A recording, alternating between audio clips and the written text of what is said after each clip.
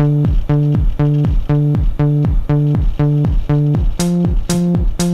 we go.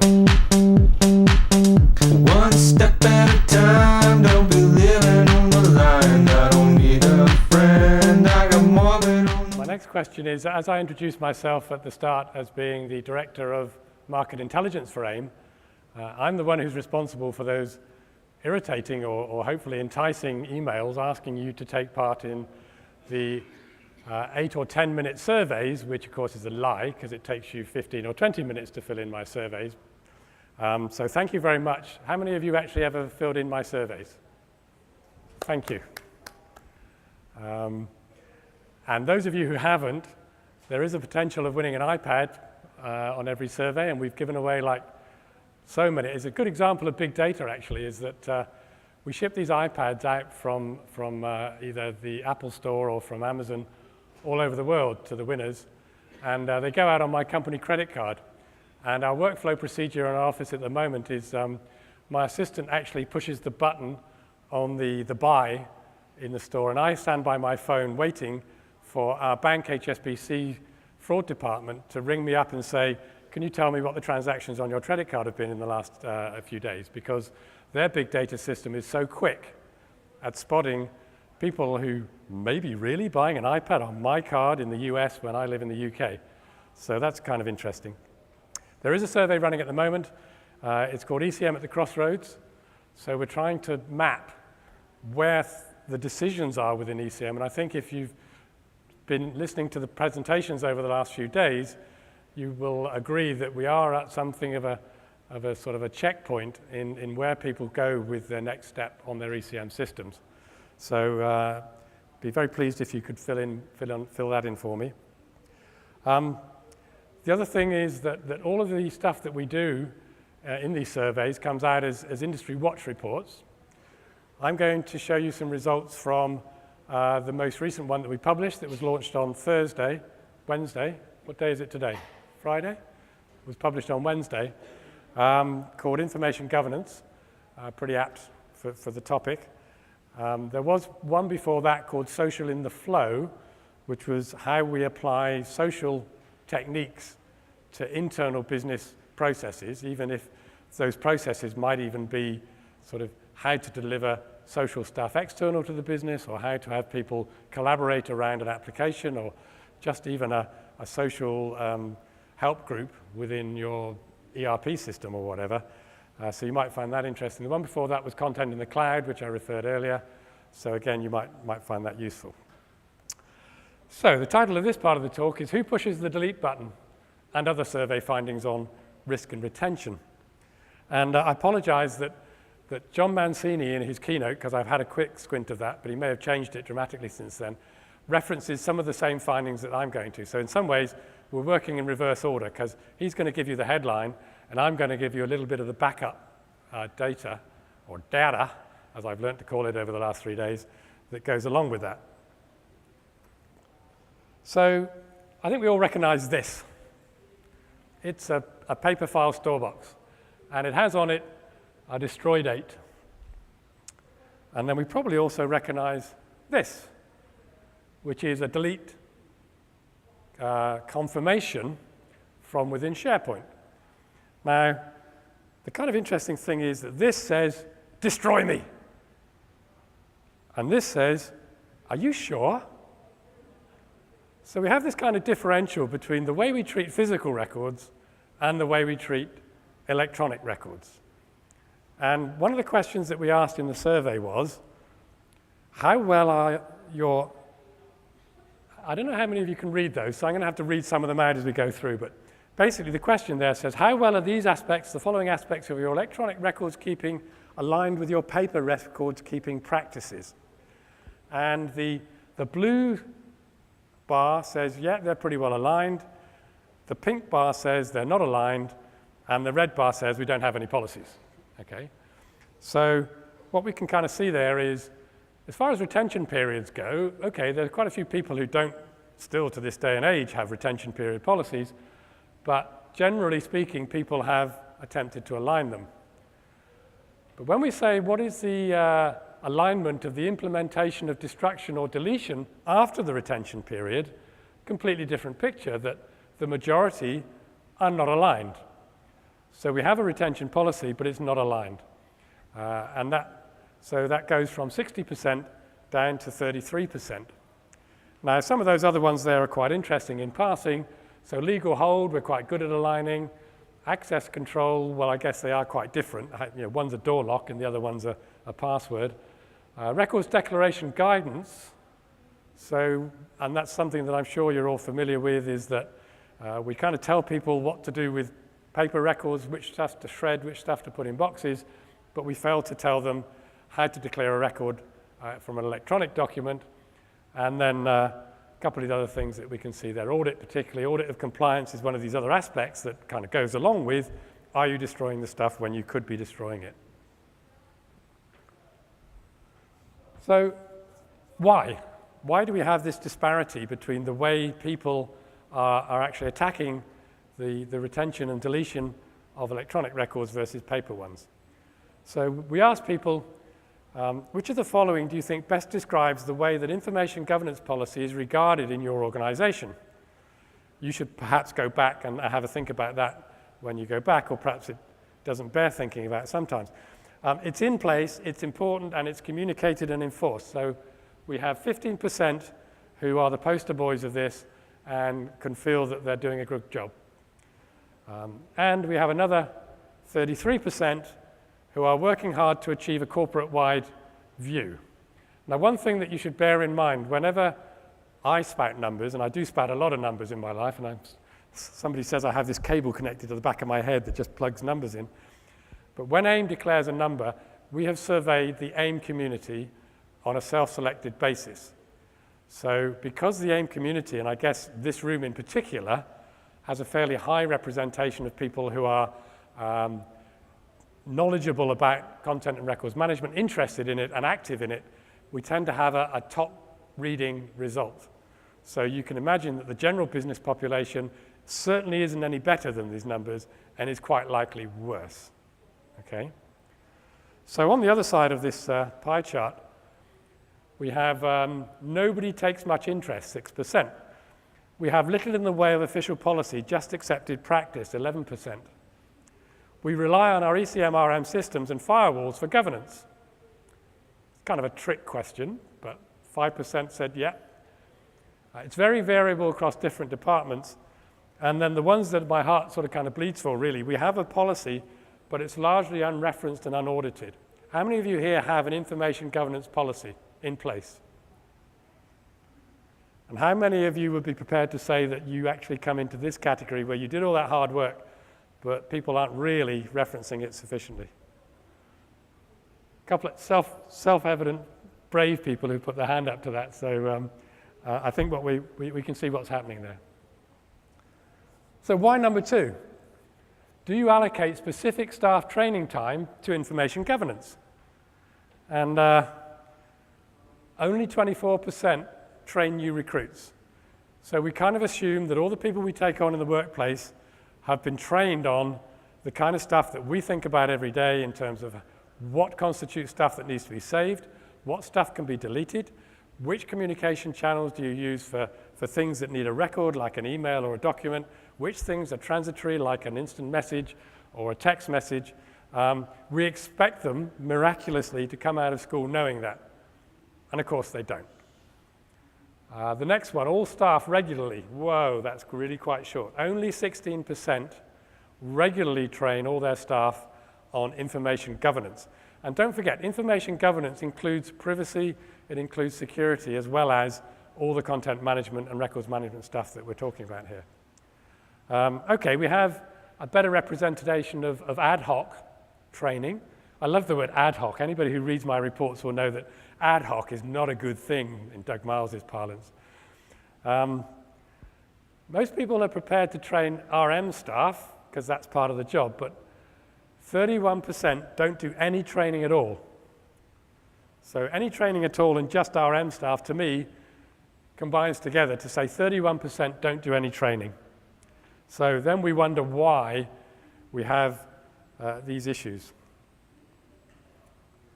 So what are the consequences? I love this picture. This is on the front of the report, and Mark, our designer, found it and paid for it. It's just the look on her face. Well, there's a lot of detail in this slide, and I'm going to put it up in 4 different stages and just pick out the numbers there. So if you can't read it, I will read them. And basically, it's in columns. It says, what's the overall result? And then it's by employee size. So it's big companies on the right, small companies on the left, and the total on the full left.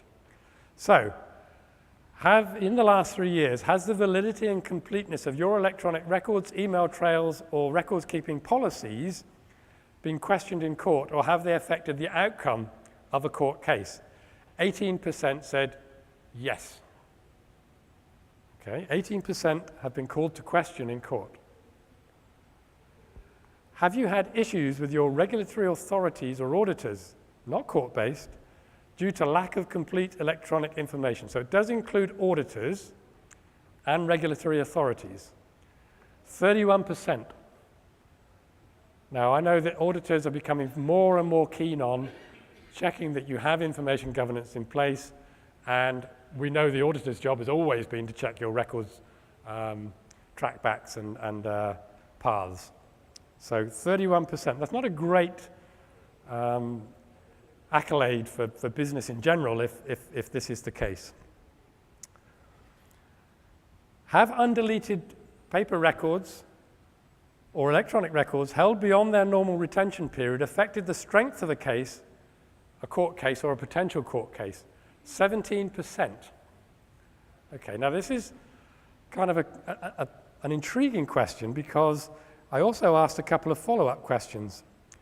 And it has to be said that the effect has not been entirely negative. In fact, for larger companies, half of them said it had been mostly negative, and half said it had been mostly positive or neutral. They all said that the financial consequences were either considerable or severe.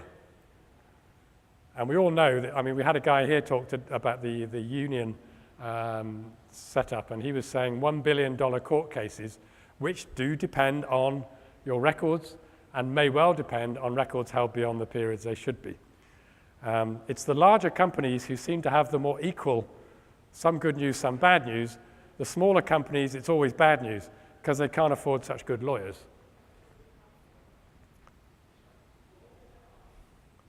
And this is the one that kind of you will appreciate as records people. Have you successfully used the defense of procedural records deletion in court to explain undeleted records? And for 11% of overall, yes.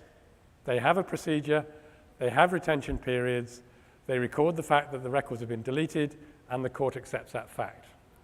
Okay, so if you like, you can back that 11% against the 18% who actually have had it questioned. And then finally, looking down the right-hand column of the largest businesses. So the 5,000 plus employees, 28% have been fined for accidental loss or exposure of customer or sensitive data, that one up there.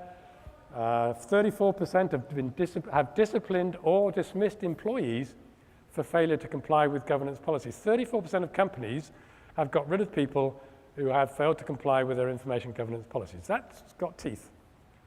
49% of large companies have had issues with the regulatory authorities, and so on down that scale there. It's not a very pretty picture. Not a very pretty picture.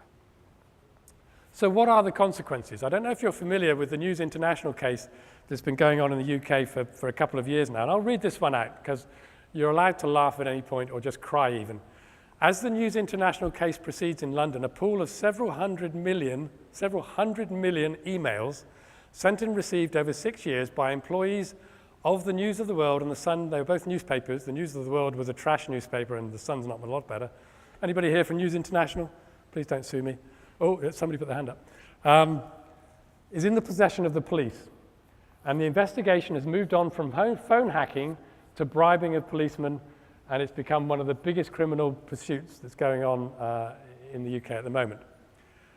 it would seem allegedly, that IT were instructed from a high level to delete this data pool 3 times each time being suspiciously, this is the words of the Guardian, not me, suspiciously coincident with new litigation actions. And news international lawyers frequently declared in court that the records were inaccessible, yet they were found after technical experts were called in.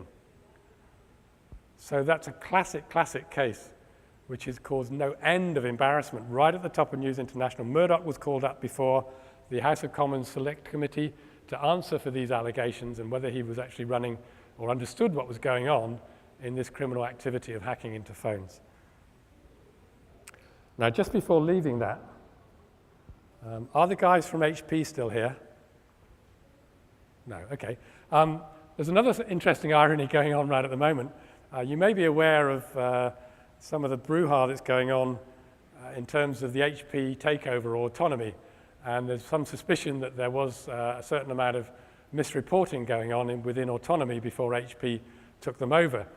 The authority that was reported, that was allocated to investigate that in the UK, which was the Serious Fraud Office, have actually claimed interest that they shouldn't really be investigating it because they use autonomy as a product in order to audit and find out discrepancies within people's information trails and documents.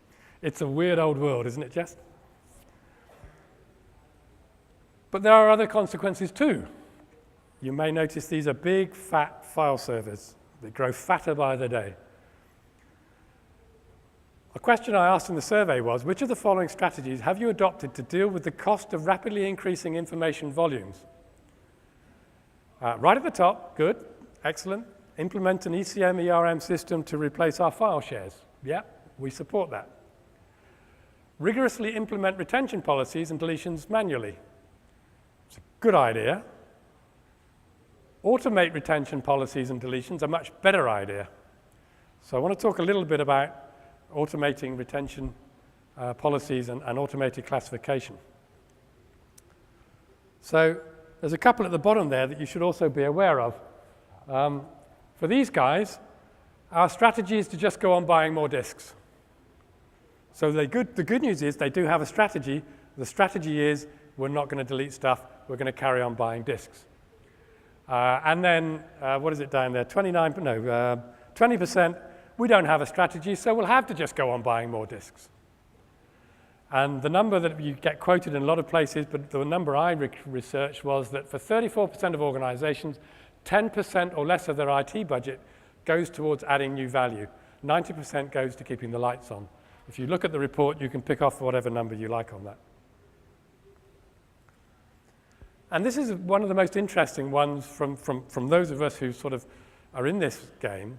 To what extent are your data retention policies reducing your storage requirements? So is it working, in effect, is what we asked there.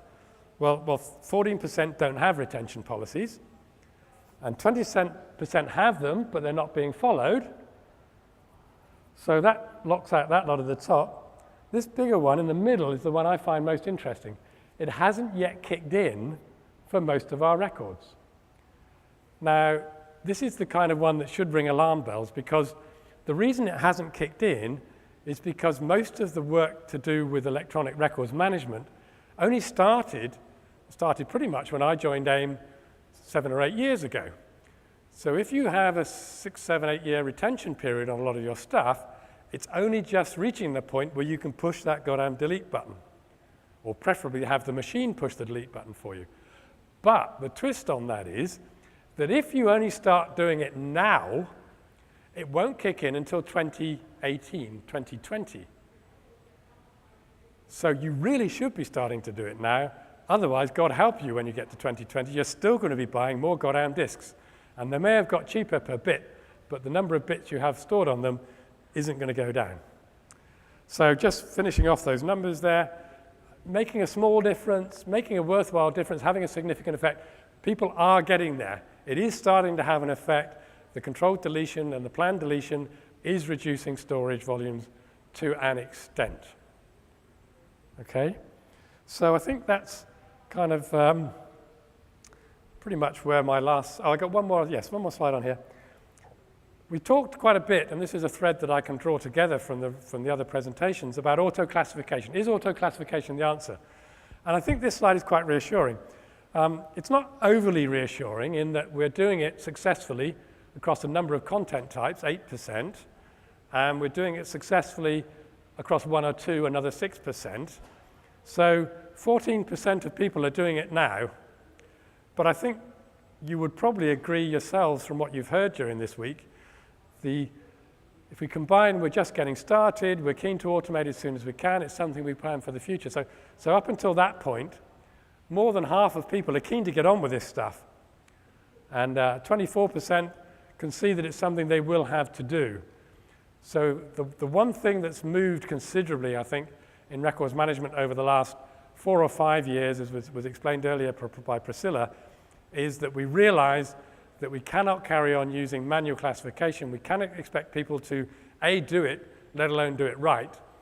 We now have the technology which is as accurate, generally when I ask people, if not more accurate than manual classification. And the sooner we make that happen, the sooner we can start bringing in the benefits of having stuff that we can throw away. And there are other benefits that come with it too. If we're going to migrate data, then we can use auto-classification techniques to add metadata to stuff so that we can actually improve the way we track it through and get rid of the rubbish. We can also create big data hooks within our content by using auto-classification to go through and parse the content and produce the improved metadata. So this is my wrap-up slide. You can download these reports from aim.org/research. They're in the Industry Watch series. It's free to download. You have to fill in the registration gate, and I hope you'll do so because I like to see plenty of numbers going up on that. So with that, I kind of will stop for questions. Given myself 6 minutes, so okay, I've managed to work with it. A question right at the back there, but there's nobody helping me with a roving mic. Behind you. Thank you. How many people filled it in? About 550. We cover quite a lot of different vertical sectors. They're fairly equal size. The demographics are all in the back of the reports. We always aim to get at least over 500 in any of our Industry Watch series, and the data tends to converge at sort of 35 to 40 for those of you who are interested in the stats. So thank you for the question. Any other questions? Here's your chance to ask Mr. Numbers Man for any number. And I'll send you an email or point you to the report. Well, thank you. You've been very patient over the last few days. Oh, we got one more question. Go on. Yeah, hi. How long have you been doing the survey about records disposition, and are there any trends that you can draw from it? I have to say I haven't actually asked this set of questions in quite this format previously. We particularly wanted to focus in this survey on that issue of deletion and disposition, although there's also quite a big section in there on information governance policies, what it covers, what you should have on it, which file types and so on. There are a number of tracking questions in there which we track year on year, one of which we didn't ask this time but was presented yesterday as a Forrester result, but I think it is actually an AIM question of how trustworthy, reliable and accessible is your content data. So the answer to your question is no, I haven't been tracking that particular question over the years particularly well, but I will from now on. Any more for any more?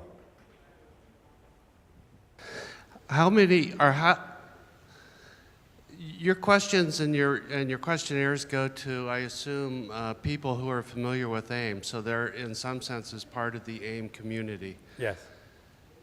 How do you get a questionnaire to somebody who knows nothing about AIM and may not know about what document management is, but has an outside interest?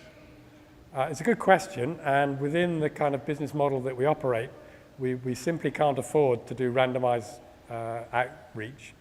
What I do tend to do is the report that we run once a year on generic ECM, I tend to ask questions in there. So for example, if I want to know how many people are using SharePoint, I don't use the numbers from the SharePoint survey because that's going to be weighted too heavily in favor. I tend to use the numbers from the more generic one where I get a much broader spread of people. Okay, thank you. good opportunity to ask me any questions about any of the other AIM surveys. No? Okay. Thank you very much. That's the end of the governance track. Thank you.